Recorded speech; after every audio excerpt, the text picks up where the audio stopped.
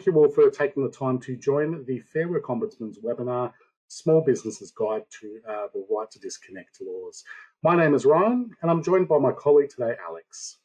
So in the spirit of reconciliation, the Fair Work Ombudsman acknowledges the traditional custodians of the country throughout Australia and their connection to land, sea, skies and community.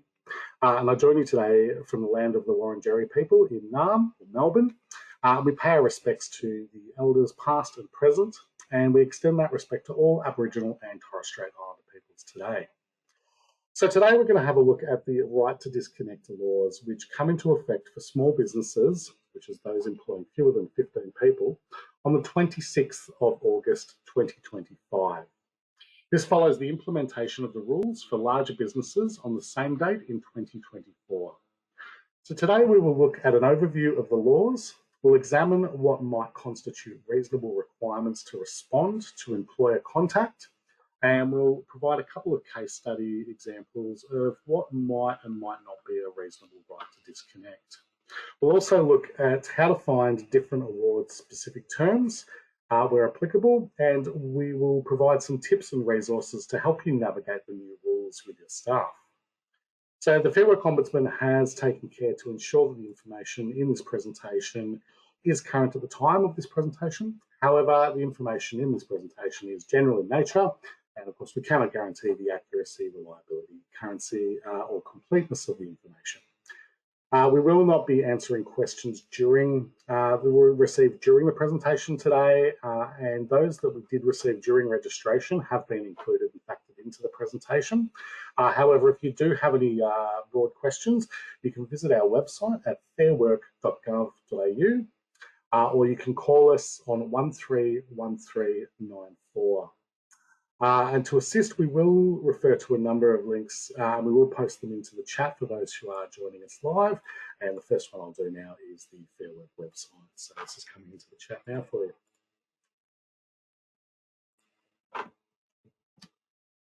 Okay, so as I said, we'll share links and resources with you throughout the presentation, and we'll show you a couple of our web tools as well towards the end of the presentation. For those who are attending today, you will receive an email with important links and resources shortly after this session. And if you do wish to rewatch the webinar, you'll be able to view a recording within the week at fairwork.gov.au/webinars under the webinar recording section. In the interest of conserving bandwidth though, and maintaining a smooth presentation, we will be switching our cameras off, which we will do now. Okay, we're going to get started. So the first thing we're going to have a look at is the role of the Fair Work Ombudsman. So the Fair Work Ombudsman is an Australian government agency known as the National Workplace Regulator. We provide workplace advice, education and assistance to employees, employers and organisations for free. And we promote and monitor compliance with workplace laws. We are impartial, meaning we do not represent employees or employers. And that's an important point because we sometimes encounter misconceptions about who we can assist. So our free services and advice are available to all workplace participants, and that is employers, employees, and their representatives. To support small business, we have a small business helpline, which is a phone service for small businesses, and accessing it is as easy as calling our Fair Work info line on 131394 and selecting option 3 to identify as a small business employer. We also have a small business showcase, which is a virtual one-stop shop that provides a wealth of resources for small business owners seeking information about their workplace obligations. And from the Small Business Showcase, you can also access our Employer Advisory Service, or EAS, and we're going to talk about both of these a little bit later on. We also invest heavily in our website, which is fairwork.gov.au, which I shared earlier, which offers information, resources, tools, guides, and fact sheets. There are many educative resources tailored to the needs of small business on the website, and we'll show you a couple of those a little bit later in more detail. But as the slide says, we are here to help you. Now, another thing that people have is that they get the Fair Work Ombudsman and the Fair Work Commission confused, and they're very similar names. But we are two very different government agencies with different government functions and roles. And this is particularly important because each agency has a very different powers associated with the right to disconnect changes. So we will cover more of the role of the Fair Work Commission when we examine the dispute process for dealing with the right to disconnect matters. But now I'm going to hand over to Alex, who's going to go through an overview of the new right to disconnect legislation for small business. So over to you, Alex. Thanks, Ryan. Let's take a closer look at right to disconnect arrangements. These changes were introduced through the closing loophole amendments that were announced in 2023. And these right to disconnect laws started on the 26th of August 2024 for non-small business employers, and they'll commence on the 26th of August 2025 for small business employers. Under these laws, employees have the right to refuse to monitor, read, or respond to contact or attempted contact from an employer or a third party outside their working hours, unless that refusal is unreasonable. For the purposes of these rules, contact can include a range of communication channels used to engage with employees, such as calls, emails, texts, social media, and messaging services. This may not just be limited to employer contact either. It can also include expectation to respond to third-party contacts, such as contact from suppliers, clients, customers, or other employment-associated figures. We received a question on registration about whether it was okay for an employer to send through the following day's work task list if there's no need for the employee to respond. It's worth noting that these new laws do not prevent employers from contacting or attempting to contact employees outside their normal working hours. It simply provides protection from adverse action for employees who reasonably switch off. So in the scenario I just mentioned, an employer can send an email to cover the next day's duties without it being in breach of the new laws. But please note that what I've just mentioned differs from providing rosters in this manner, which may breach notice of rostering requirements under specific awards. Also note that awards have now been updated with right to disconnect clauses, and some awards may have specific terms pertaining to the new laws.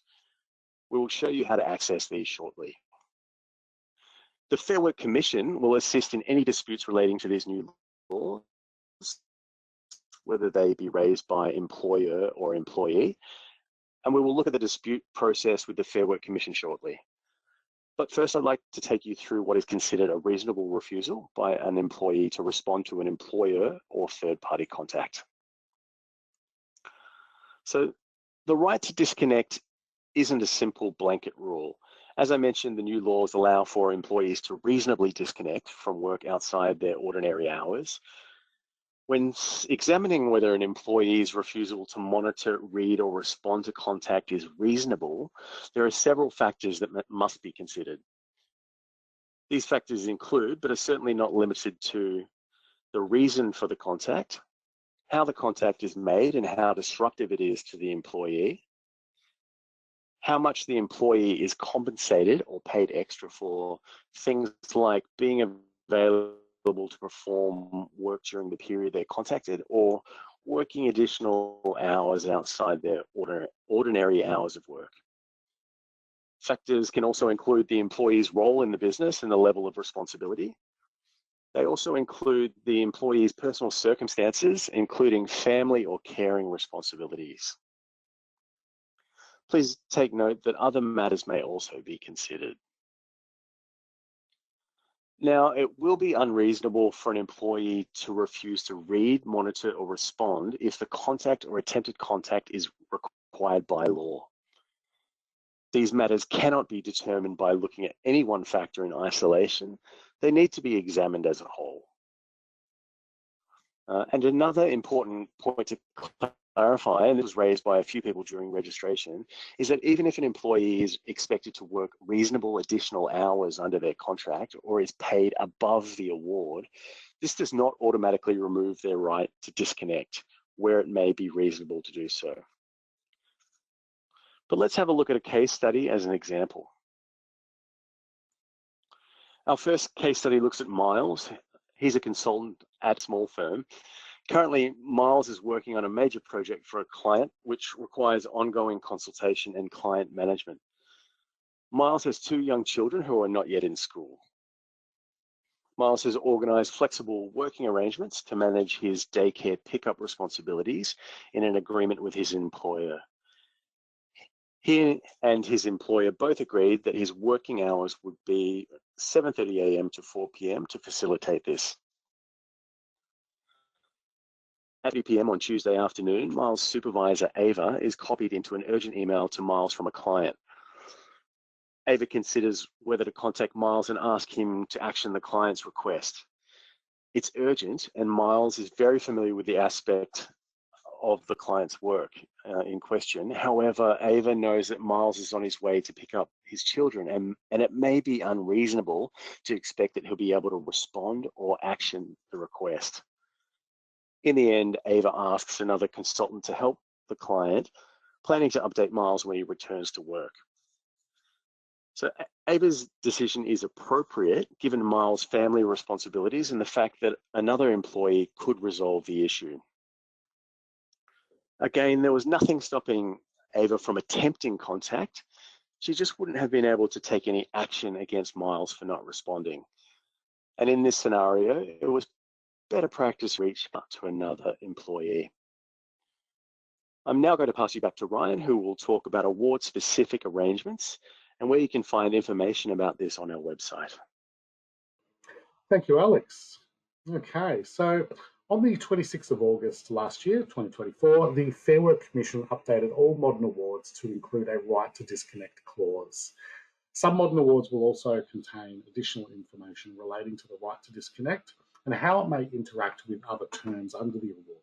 So, for example, these new clauses may clarify how the right to disconnect works with an emergency roster changes or things like standby and callback clauses in the award. So if your business is covered by an enterprise or another registered agreement, it's important to check the terms of the agreement for information about the right to disconnect. Agreement terms, of course, can't be less beneficial than the terms of the Fair Work Act, so that will still be an inherent right. In some situations where an award or an agreement allows, an employee may be required to monitor, read, or respond to contact or attempted contact from the employer outside their working hours. So, for example, when an employee is paid an on-call allowance and the contact is to give notice of or a recall to the employer to work, that would be an example. Let's have a quick look now at the website. So I'll just bring this back up. Oops. So this is the Fair Work Ombudsman website. Hopefully you are all familiar with that. I'm going to show you how you can find out the information. So we have a specific page now for rights to disconnect information. You can find that under the Employment Conditions tab, under Hours of Work, Breaks and Rosters. We'll just go into that, and we can click here to right to disconnect. That's going to give us a bit of information about the different tools and resources. So we can go down to the awards and agreements section, and we're going to have this portal here. So as we see, I've already had a bit of a play around. We've put in the building, construction, and on-site trades, and then it can say you've got all your trades there. Go to the sub-industry and have a look there. It will show us tailored information based on the awards. So under the Building and Construction Award, for example, the right to disconnect has specific terms around the emergency roster change and recall to work provisions.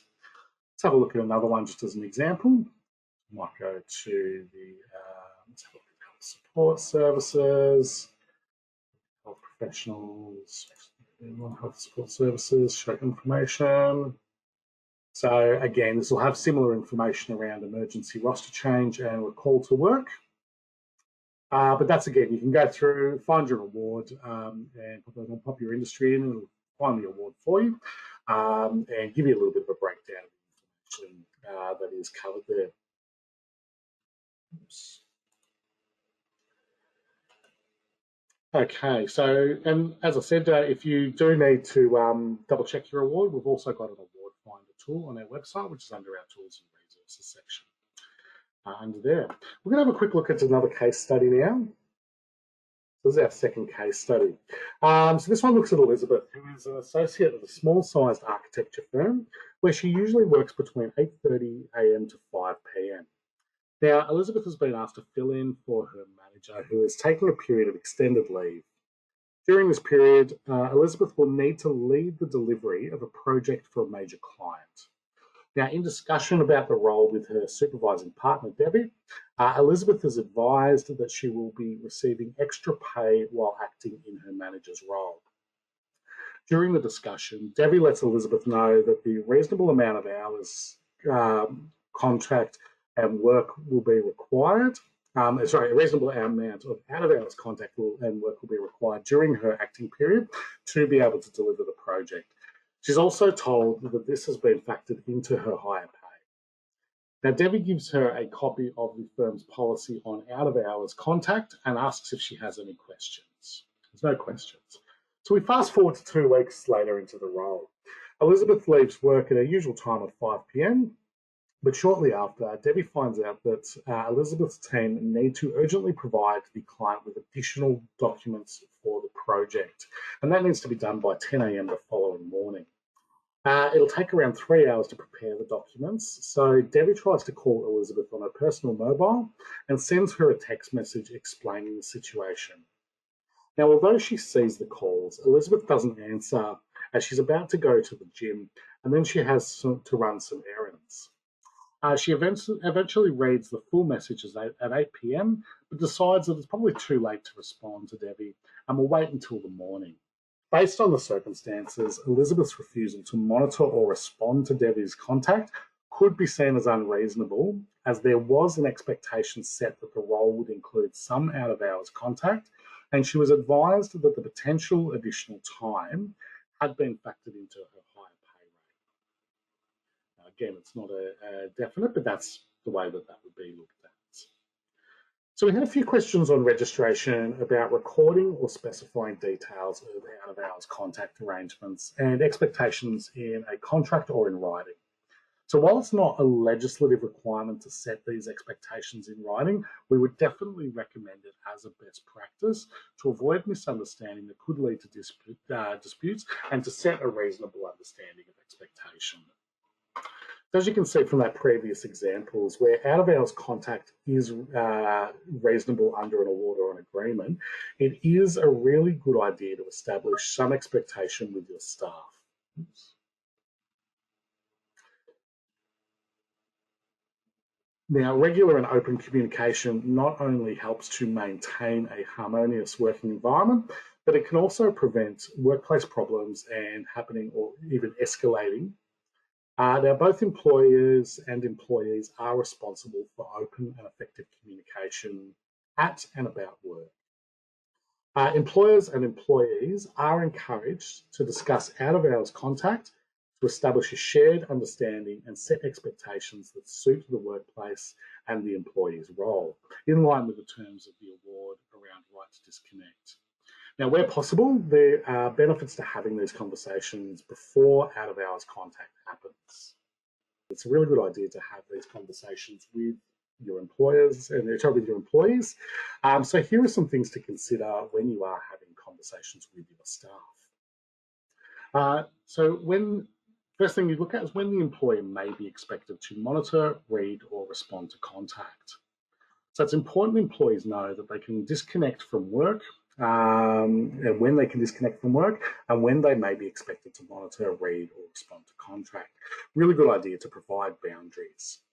So, for example, a specialist engineer is told that while out-of-hours contact isn't common, there may be a need to be contacted outside of hours in response to a critical technical outage. They don't necessarily need to monitor emails, but will be expected to answer or return a phone call about a serious outage. So that might be an example. Another one is paying conditions that may relate to out-of-hours contact. So, of course, it's important to check the relevant award, and as we showed, there may be some specific terms, and of course, if applicable, the enterprise agreement or employment contract. For any entitlements that may apply and how they might interact with right to disconnect laws. So things like on-call allowances or overtime provisions, or expected sort of someone who is expected to hold themselves in readiness out of hours may become an entitlement if someone is required to be available to respond to contact or if they are called back to work. It's also really important to establish the preferred out-of-hours contacts channels. So if there are a specific set of circumstances that someone could be required to be contactable for, you may wish to discuss a specific method of contact. So, for example, if there's like a serious issue, an employee may prefer to be called on their personal phone so they don't have to monitor either a work phone or an email account or a work device, that kind of thing. So they at least know that there is a serious nature if the call is coming through on their personal phones. It's also important to know who needs to be aware of out of contact hours arrangements. So, for example, managers may want to formalise arrangements for out of hours contact and communicate those arrangements with staff members. So, for example, if a supervisor leaves for the day and staff need to call in an emergency, who and when, who to contact and when that might be applicable would be important, or something to check there. For external clients, employers may wish to consider how they should discuss expectations about out-of-hours communication with their staff and their clients as well.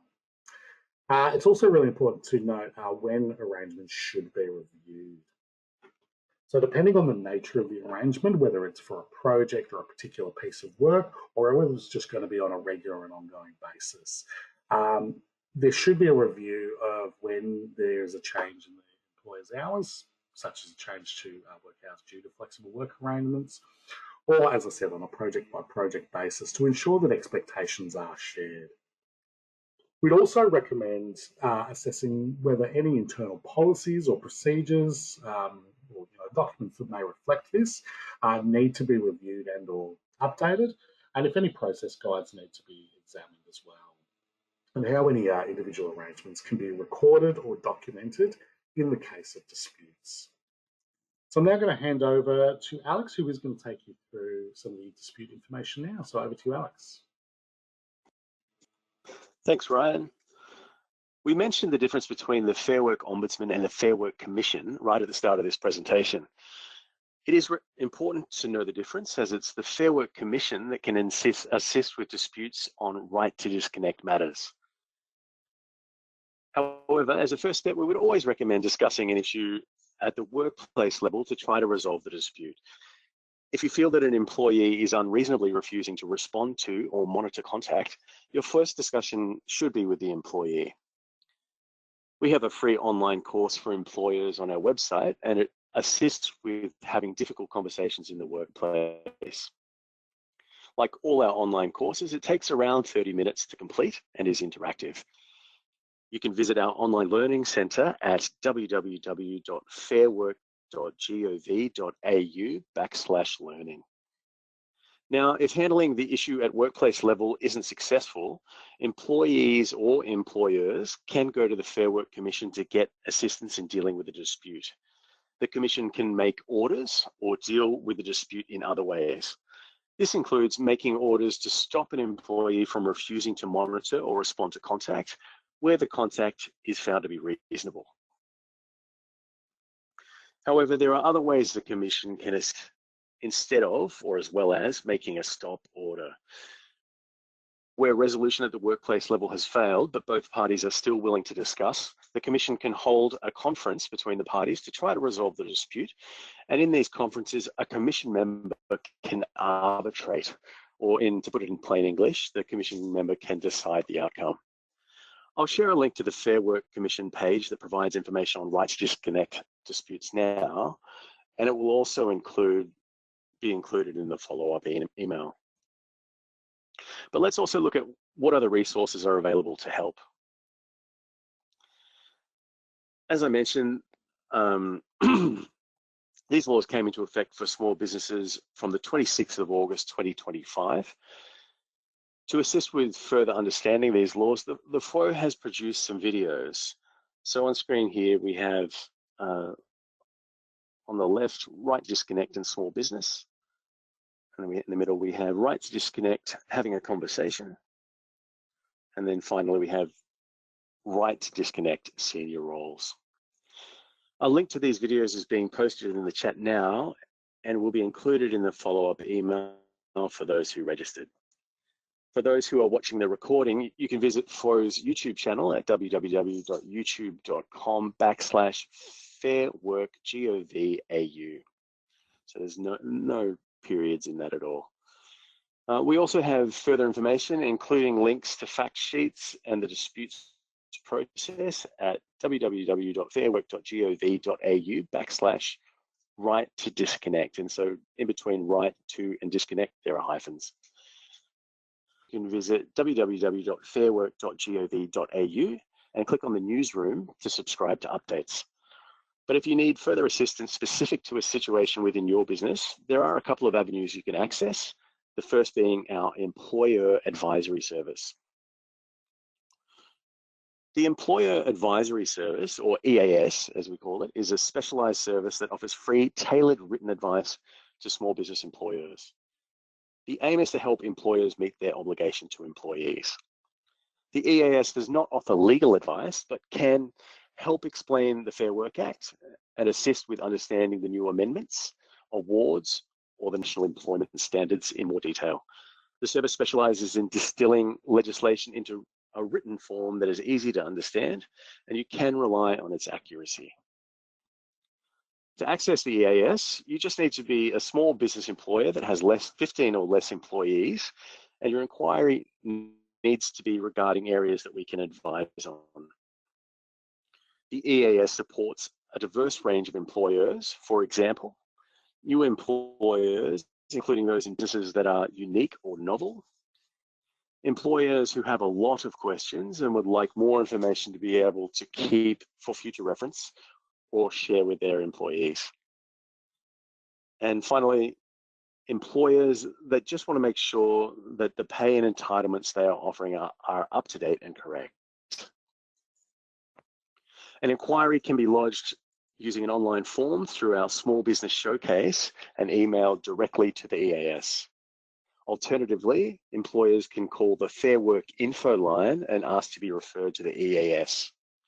And speaking of the small business showcase, the Small Business Showcase is a virtual one-stop shop that provides a wealth of resources for small business owners seeking information about their workplace obligations. It consolidates the Flow's key online resources in a single, easy-to-use hub, making it easier to access information about workplaces. All of our resources for small businesses and managers can be found there, and of course, they are free. These resources include links to the online learning center for the difficult conversations course that I mentioned earlier. It also has best practice guides to flexible working arrangements and a ton of interactive templates that may assist you in your record keeping and documentation. You can visit the Small Business Showcase by going to www.fairwork.gov.au/smallbusiness. I'll now pass you back to Ryan. Thank you, Alex. So that brings us to the end of our webinar today, and hopefully that's been of use to you. If you do have any further questions, particularly those that are specific to your circumstances, or you'd just like to get in touch with us regarding any other workplace entitlements, you can do so by either visiting the Fair Work Ombudsman website, as we've said, www.fairwork.gov.au, or subscribing through our email updates. You can also contact the Small Business Hotline on 131394, or if you require, we've got a translating and interpreting service you can contact through on 131450. Of course, you can follow us on our many social media channels. Those are up in the top right-hand corner there. And you can also register for My Account, which gives you the ability to put in some written inquiries, save pages, save like pay rates, things like that from our some of our tools as well. And we also regularly deliver webinars tailored for different industries and audiences. Of course, you can check our dedicated webinar page at fairwork.gov.au/webinars for information about upcoming webinars. And we also keep our recordings on this page now as well. So if there's any webinars that you've missed, you can view recordings from there, and they're up there for a limited amount of time. But that concludes the webinar today. So thank you for joining us, and we hope to see you with another one in the future.